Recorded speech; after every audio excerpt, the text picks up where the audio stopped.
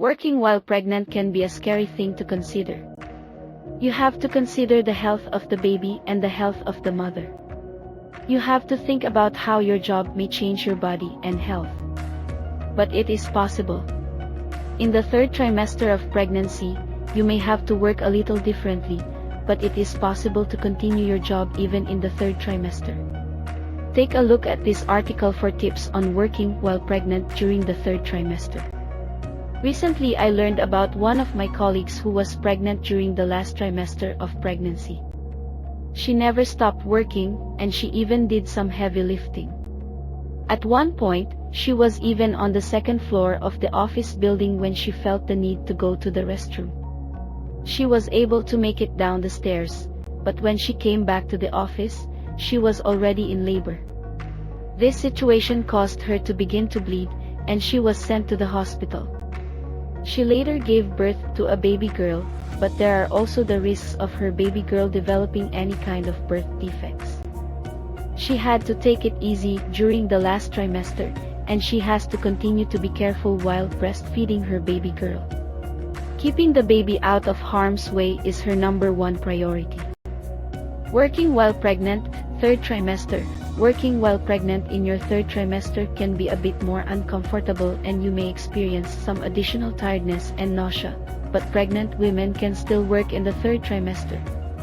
If you're working in a physical job or a job that involves lifting or standing for long periods of time, you may want to switch to a lighter duty position in the third trimester. As you enter the second trimester, discuss your growing belly and any other changes in your pregnancy with your supervisor or manager. It is important to make sure you are protecting yourself when working while pregnant. Here are some protective measures you can take while pregnant. First, know your body. Know how your body will react to certain situations. Second, have a plan.